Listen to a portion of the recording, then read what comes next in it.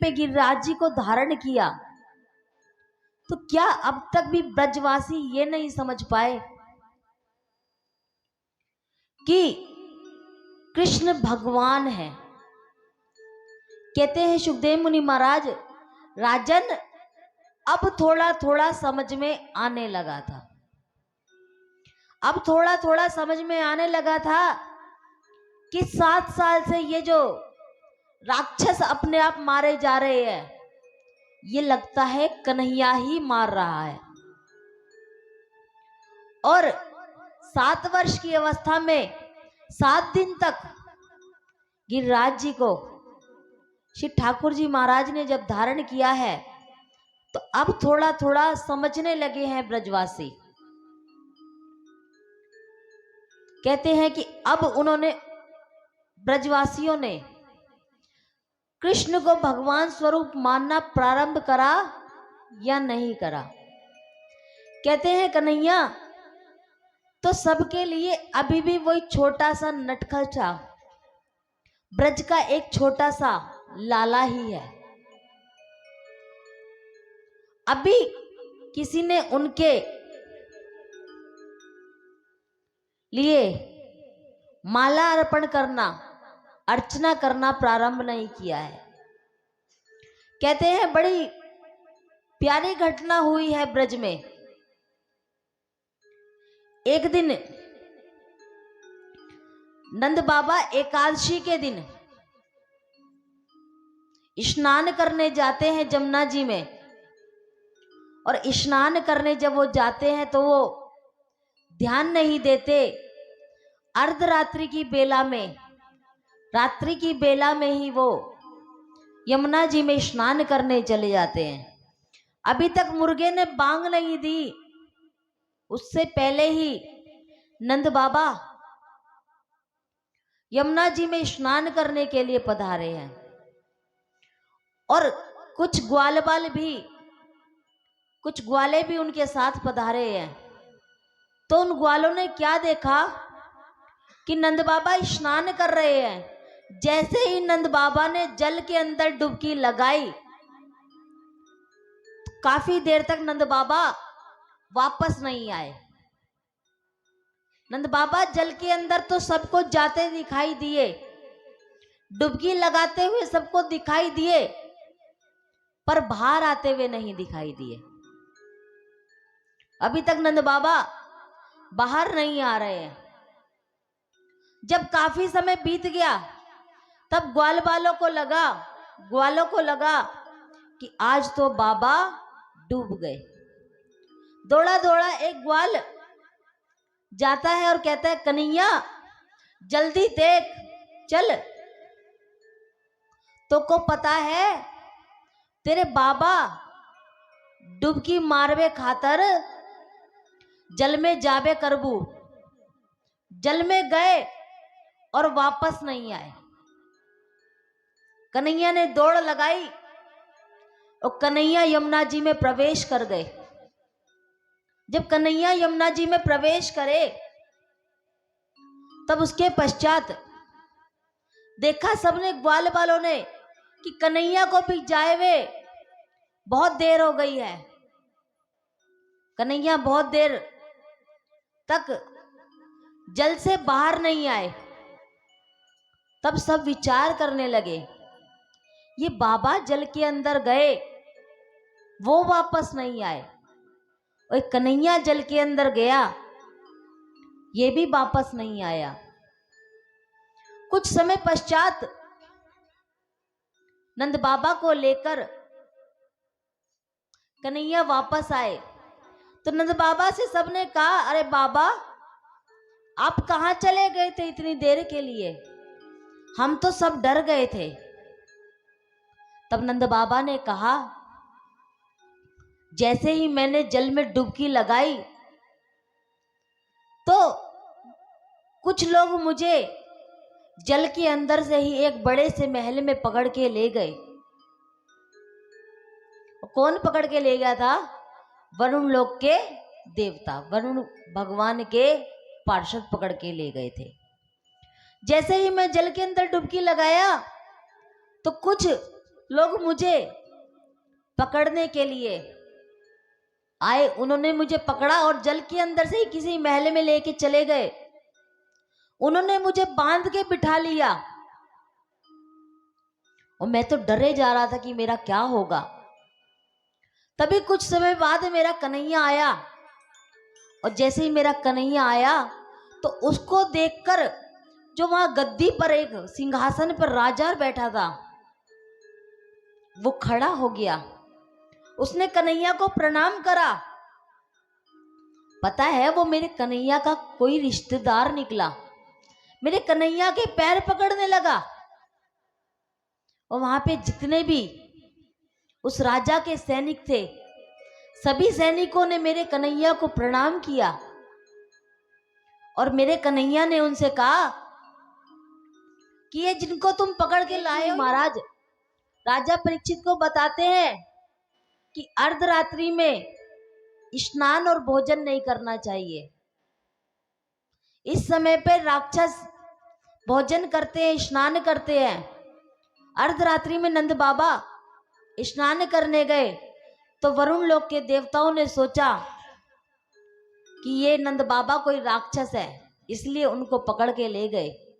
श्री सुखदेव मुनि महाराज राजा परीक्षित को ऐसा बताते हैं। जब उन्होंने मुझे पकड़ रखा था मेरे कन्हैया ने एक बार ही कहा कि मुझे छोड़ दो, तब उन सैनिकों ने मुझे छोड़ दिया और मेरे पैरों में चढ़ पड़कर माफी मांगने लगे। मेरा कन्हैया मुझे वापस लेके आ गया और वो जो जगह थी जहां मेरे को पकड़ के ले गए थे, जिस महल में पकड़ के ले गए थे, एकदम स्वर्ग के जैसा लग रहा था। तब श्री ठाकुर जी महाराज ने नंद बाबा को महल में छोड़ा और खुद आके ग्वाल बालों के साथ में खेलने लगे। एक ग्वाल बाल कहने लगा, अरे कन्हैया, जो तेरे बाबा सुबह आज बता रहे थे कि वहां को एक बैकुंठ जैसा, स्वर्ग जैसा कुछ दिखाई दिया, वहां तेरी कोई जान पहचान है? भैया तेरी कोई जान पहचान हो तो हमें भी लेके चलो, हम भी चाहते हैं बैकुंठ देखना। श्री ठाकुर जी महाराज ने सब ग्वाल बालों को इकट्ठा करा और एक कुंड के पास ले गए उनको। उन सबसे कहा कि इस जल में, कुंड में प्रवेश करके अपनी नासिका को बंद करके, मुख को बंद करके एक जोर से डुबकी लगाना। सबने ऐसा ही करा, जल में प्रवेश किया और जैसे ही डुबकी लगाई तो उन्होंने क्या देखा कि हम एक बहुत बड़े महल में आ गए हैं जहां पे वृंदावन से भी ज्यादा ऐश्वर्य है। तो एक ग्वाला कहता है कि हमने तो कन्हैया को कहा था कि हमें स्वर्ग दिखाना है, बैकुंठ दिखाना है, पर ये कन्हैया तो हमारे गोकुल में लेके आ गया हमको। बिल्कुल देखने में गोकुल के जैसा लगता है और गोलोक धाम जो है वो बिल्कुल गोकुल के जैसा है। कहते हैं कि हमने तो कहा था बैकुंठ दिखाना, ये तो हमें गोकुल में लेके आ गया। या मारे उसने हमसे जल में डुबकी लगवाई थी। तब एक ग्वाले ने कहा, अरे भैया ऐसे ही बात करते रहोगे, देखो वो देखो एक बूढ़े बाबा जा रहे हैं, उनके तो 3-3 सर हैं। किसको देखा था उन्होंने? ब्रह्मा जी को। देखो एक बूढ़े बाबा जा रहे हैं, इतनी लंबी लंबी दाढ़ी है और उनके 3 सर हैं। आज तक तो मैंने 3 सर वाला कोई व्यक्ति नहीं देखा। कहने लगा एक ग्वाला, अरे भैया तूने तो 3 सर वाला बूढ़ा बाबा देखा है, मैंने तो 3 आंख वाला, लंबे लंबे नाग वाला एक बाबा देखा है। महादेव जी को देखा सबने। बोले और तो और एक लंबी सूंड वाले बाबा जी भी घूम रहे हैं यहाँ पे। तो सब देखते देखते चल रहे हैं ग्वाल बाल। और जब उसको देख देख के वो चल रहे, बोले भैया वहां चलो, वहां कोई भीड़ है, उस भीड़ के पास चलते हैं कि वहां क्या है। अब सब भीड़ की तरफ चले ग्वाल बाल। तो ग्वाल बालों ने क्या देखा कि कुछ ऋषि मुनि जा रहे हैं। उन ग्वाल बालों ने बोला राम राम। तो ऋषियों ने कोई जवाब नहीं दिया। एक ग्वाल बाल बोला कैसे लोग हैं यहाँ पे, हम इनको राम राम कहते हैं और ये हमको कोई जवाब नहीं देते हैं। तो दूसरे ग्वाले ने उसको बोला रे भैया, हर कहीं के बोलने का तरीका अलग होता है। कहीं को राम राम चलती होगी, कहीं को राधे राधे चलता होगा, कहीं को नमस्ते चलती होगी और कहीं को हेलो हाय भी चलता होगा, कहीं को कछू चलता होगा, कहीं को कछू चलता होगा। हमें क्या करना है, हम तो भीड़ देखते हैं, चल के चलो। तब सब बड़ी प्यारी स्तुति कर रहे थे श्री विष्णु भगवान की। वहां पे किसी को समझ ही नहीं आ रहा था, संस्कृत में स्तुति चल रही थी। तब एक ग्वाल बाल ने कहा भैया देखो, जिसकी ये पूजा कर रहे हैं वो देखो एक नाग पे कोई लेटे हैं, लगता है यहाँ के भगवान है बैकुंठ के। तब उनको धुंधला धुंधला दिखा। श्री ठाकुर जी महाराज के हल्के हल्के दर्शन होने लगे। बोले नंद बाबा सही कह रहे थे, कन्हैया के रिश्तेदार सब जगह पे हैंगे। देखो ये बिल्कुल कन्हैया के जैसा नहीं दिखता है क्या, बस यहाँ के 4 हाथ हैं और यहाँ के हाथ में चक्र है, हमारे कन्हैया के हाथ में बंशी है। ये कह के सभी ने उस जल में प्रवेश किया और फिर से डुबकी लगाई तो वापस ब्रज में वृंदावन में आ गए। कन्हैया को सामने खड़ा देखकर सबने कहा रे भैया, तूने हमें बैकुंठ तो दिखा दिया पर हमारा मन ना लगा वहां पे, हम तो इसलिए जल्दी से वहां से आ गए। हमारा मन तो सिर्फ और सिर्फ वृंदावन में लगता है, क्योंकि वृंदावन में भक्ति महारानी निवास करती है। इस प्रकार श्री ठाकुर जी महाराज ने ग्वाल बालों को और नंद बाबा को बैकुंठ दर्शन करवाए हैं। नंद बाबा को तो वो वरुण लोक से भी जाकर लेकर आ गए थे। सुखदेव मुनि महाराज और राजा परीक्षित बैकुंठ की चर्चा ही कर रहे थे कि इतने में याद आया श्री राजा परीक्षित जी को, कहे कि अभी आपने महादेव जी का जिक्र किया तो मुझे एक प्रसंग याद आ गया। मुझे वो प्रसंग सुनने की बड़ी इच्छा है कि श्री ठाकुर जी महाराज के लिए तो महादेव जी गोपी का रूप धारण करके आए थे। श्री ठाकुर जी महाराज ने गोपी का रूप बनवाया है महादेव जी का। और जब श्री ठाकुर जी महाराज ने महादेव जी का गोपी का रूप बनवाया है, तब वहां ब्रज में रास रचाया गया है। श्री ठाकुर जी महाराज ने कहा कि गोपी का रूप बनाकर हमारे यहाँ पे सब आते हैं, इस संसार में सब की सब गोपियां हैं और पुरुष सिर्फ एक है। वो कौन है? हमारे श्री ठाकुर जी महाराज। तो ठाकुर जी कहते हैं कि यहाँ महादेव जी को क्या सभी को गोपी बनकर आना पड़ता है। तो आज महाराष्ट्र में कौन कौन जाएंगे? जो महाराष्ट्र में जाएंगे उन सबको नृत्य करना पड़ेगा। कौन कौन महाराष्ट्र में जाएंगे?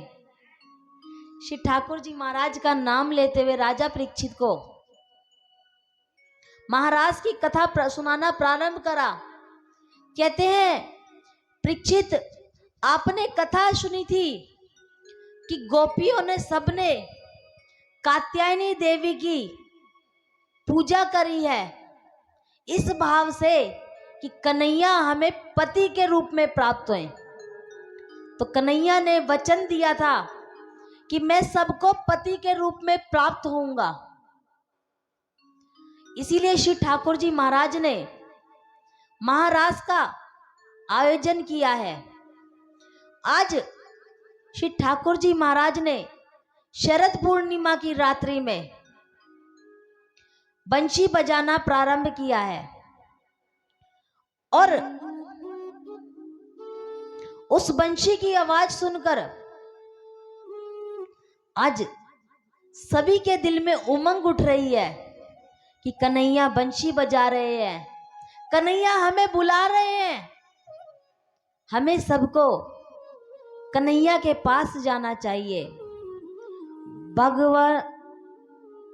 भगवान पीता रात्रि शरदोत्फुल्ल मल्लिका विक्षेरन्तुम मनश्चक्रे योग मायामुपाश्रिता।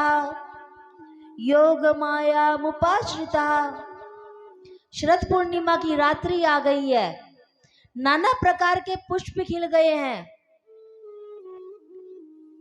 वायु में सुगंध आ गई है। तो कन्हैया ने बंशी बजाना प्रारंभ किया है। सभी गोपियों ने बंशी की आवाज सुनी तो आज बंशी की आवाज के पीछे दौड़ लगाई है। उस समय गोपियां अपने अपने घर के कार्य में उलझी हुई थी, लेकिन जैसे ही कन्हैया की बंशी की आवाज सुनी तो आज सारे काम छोड़कर दौड़ी है बंशी की आवाज की तरफ। की आवाज कहां से आ रही है? और श्री ठाकुर जी महाराज की कृपा से सभी गोपियां अपने काम अधूरे छोड़कर दौड़ी है। एक गोपी आंख में काजल डाल रही थी और एक आंख में काजल डाला और दूसरे आंख में डालना भूल गई।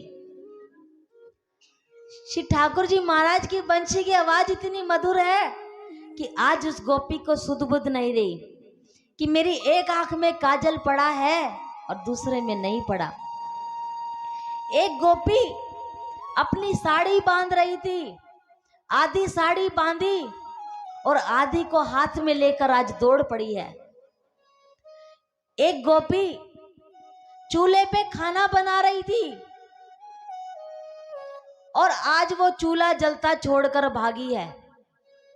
एक गोपी चूल्हे पे रोटी बना रही थी, आज वो रोटी को तवे पे डालकर भूल गई कि मैं रोटी बना रही थी।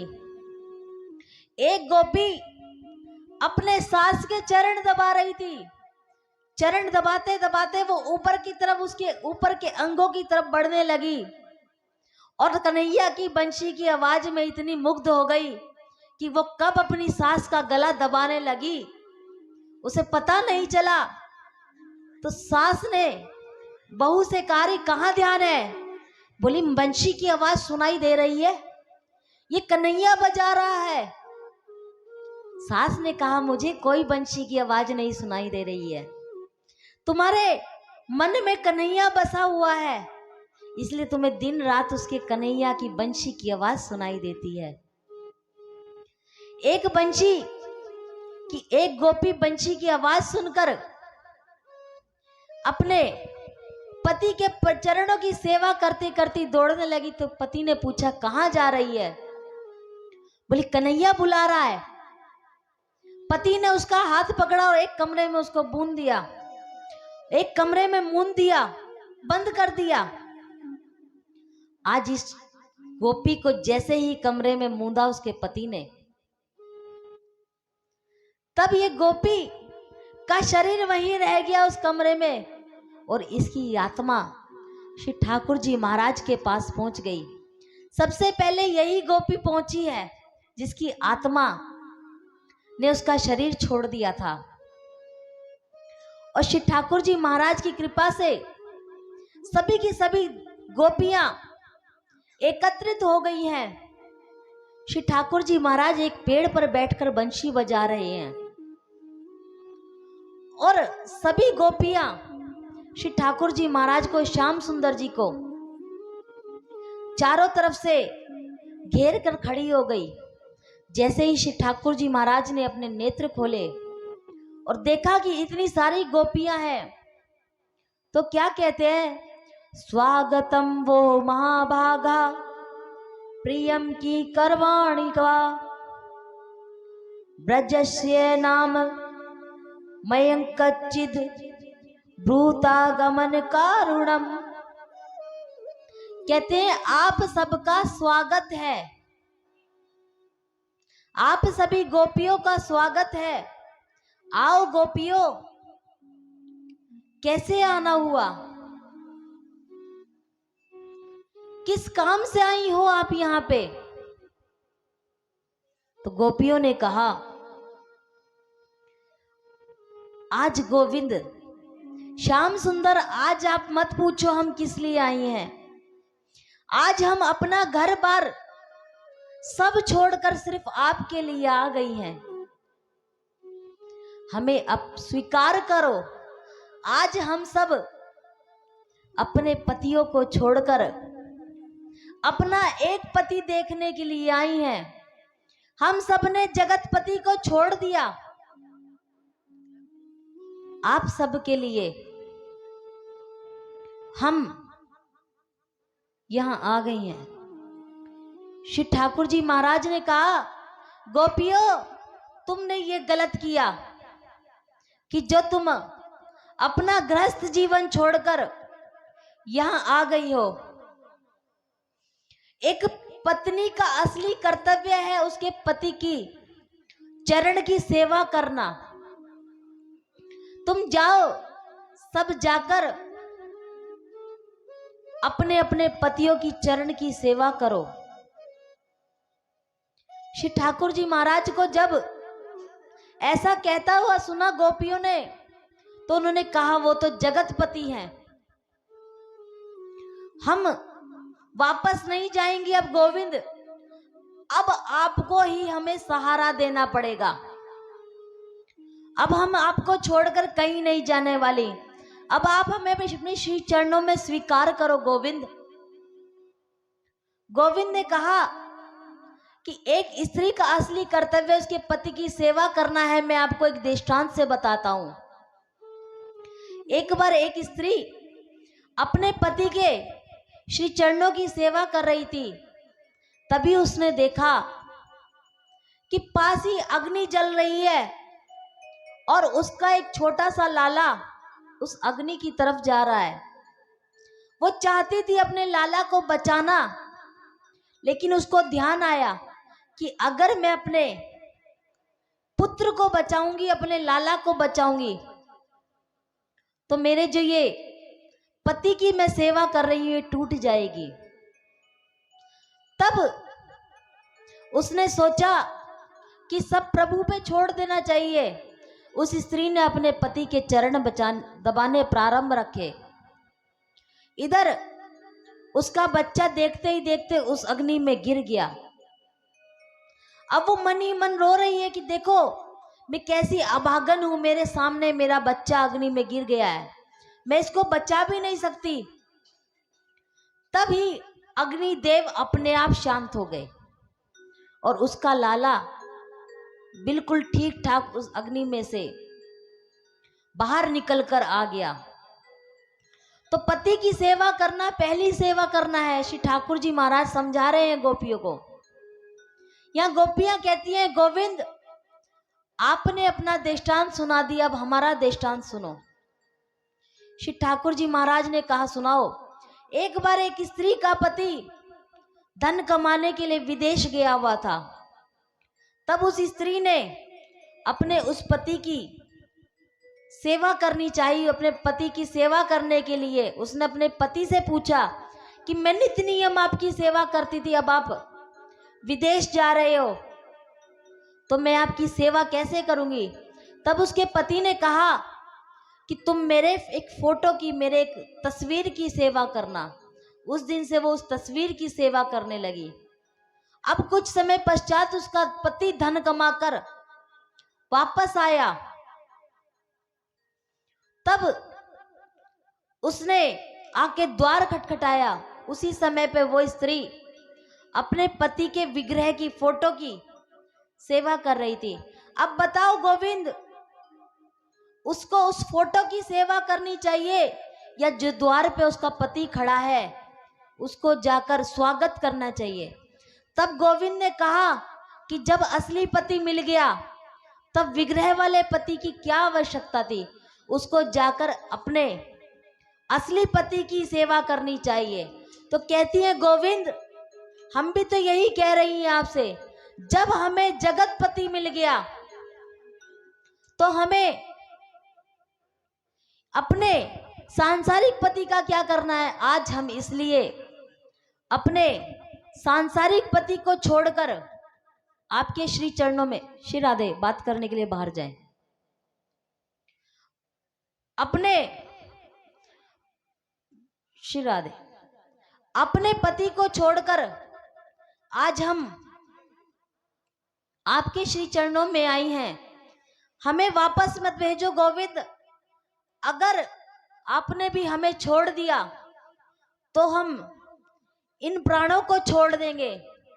तब आज ठाकुर जी ने ऐसी मधुर बंसी बजाई है, ऐसी मधुर बंसी बजाई है कि सभी गोपियां नृत्य करने लगी और श्री ठाकुर जी महाराज सबके साथ नृत्य करने लगे। सभी गोपियां नृत्य करने लगी, ठाकुर जी महाराज सभी गोपियों के साथ नृत्य करने लगे। अब इन गोपियों ने क्या देखा कि गोविंद हमारे साथ नृत्य कर रहे हैं। एक देखो गोविंद है जो जगतपति है, वो हमारे साथ नृत्य करने हैं। हमसे ज्यादा भाग्यशाली कोई हो ही नहीं सकता। सभी गोपियों के मन में अहंकार आ गया।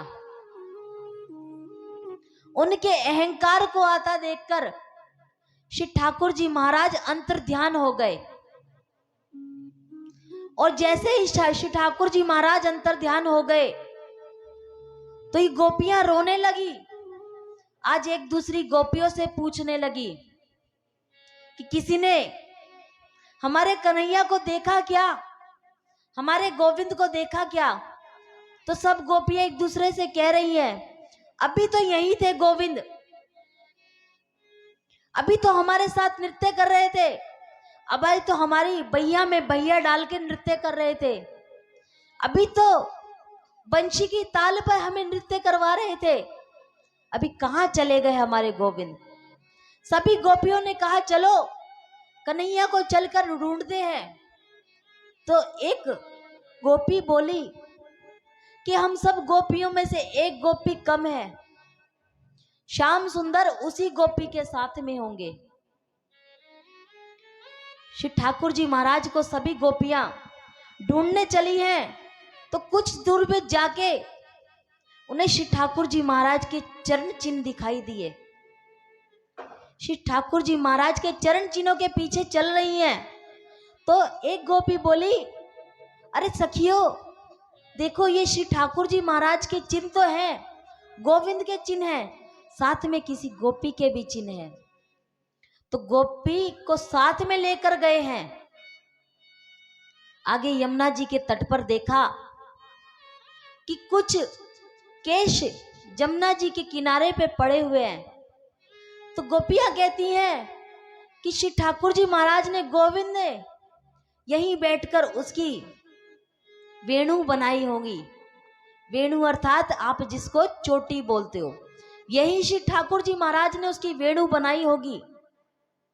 आगे चलती हैं तो चलकर देखती है कि जो दो जनों के पद चिन्ह दिखाई दे रहे थे श्री ठाकुर जी महाराज के और गोपी के, वो पद चिन्ह केवल श्री ठाकुर जी महाराज के दिखाई दे रहे हैं। तो कहते हैं गोपियां कि उस गोपी को भी श्री ठाकुर जी महाराज ने कहीं छोड़ दिया है। तब वो गोपियां उस गोपी को ढूंढने लगी। गोपी को जैसे ही ढूंढ रही है, आगे जाके देखा एक गोपी बहुत जोर जोर से रो रही है।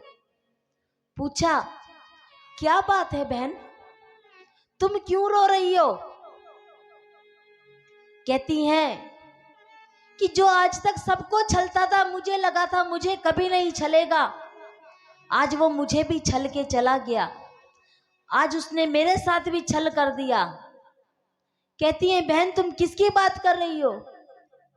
वो गोपियां कहती हैं हम कन्हैया की बात कर रही हैं, मैं कन्हैया की बात कर रही हूँ। वो गोपियां कहती है हम भी कन्हैया की बात कर रहे हैं। अब ही तो हमारे साथ रास रचा रहा था, पता नहीं कहाँ गायब हो गया। बस हमने मन में इतना सोचा था कि हमसे ज्यादा इस संसार में और कोई भाग्यशाली नहीं होगा। तो वो गोपी कहती है कि आप सब को छोड़कर जब वो चले तो मुझे अपने साथ लेकर आए थे, कन्हैया मुझे अपने साथ लेकर आए थे, इतने प्रेम से मेरी वेणु बनाई, मुझे अपने साथ में लेके चल रहे थे। तो मैंने सोचा कि उन सब गोपियों में सिर्फ मैं ही ऐसी भाग्यशाली गोपी हूं जिसके साथ श्याम सुंदर अभी भी घूम रहे हैं, अभी भी मेरे श्याम सुंदर मेरे साथ घूम रहे हैं। तभी श्री श्याम सुंदर को मैंने कहा कि कन्हैया मेरे चरण दुख गए हैं चलते चलते। तो कन्हैया ने मुझे अपने कांधे पे सवार कर लिया और कुछ दूरी पे जाके कन्हैया ने कहा कि राधे, वो गोपी कौन है जिसकी बात कर रहे हैं, वो राधा रानी है। कुछ दूरी पर जाके उन्होंने मुझसे कहा राधे मेरा कंधा दुख गया, एक बारी तुम ये डाल आम के पेड़ की डाल पकड़ लो, मैं एक बारी अपना कंधा सीधा कर लूं फिर मेरे कंधे पे बैठ जाना। जैसे ही मैंने पेड़ की डाल पकड़ी तो वो मुझे छोड़कर चले गए। आज सभी गोपियां एकत्रित होकर कन्हैया को ढूंढ रही हैं और कन्हैया की सारी बाल लीलाएं याद कर रही हैं। एक गोपी पूतना बनती है और एक गोपी कन्हैया बनती है। दिखाते हैं वो अपने माध्यम से, रास कर के माध्यम से कि किस प्रकार, क्रीड़ा के माध्यम से दिखाते हैं कि किस प्रकार कन्हैया ने पूतना को मार दिया था। एक अघासुर बनती है, एक कन्हैया बनते हैं, किस प्रकार कन्हैया ने अघासुर को मार दिया था। अनेकों अनेक लीलाएं याद कर रही हैं, किस प्रकार कन्हैया ने ब्रज की रक्षा के लिए 7 दिन तक एक उंगली पर गिरिराज जी को धारण करके रखा था। तब वो सभी गोपियां एक गीत गाती है जिसको बोलते हैं गोपी गीत, और वो सब ठाकुर जी महाराज को कह रही हैं कि हमारे अपराधों को क्षमा कर दो और एक बारी फिर से हमें दर्शन दे दो। गोपी गीत सभी बड़े ध्यान से श्रवण करेंगे। जयति देदिकम।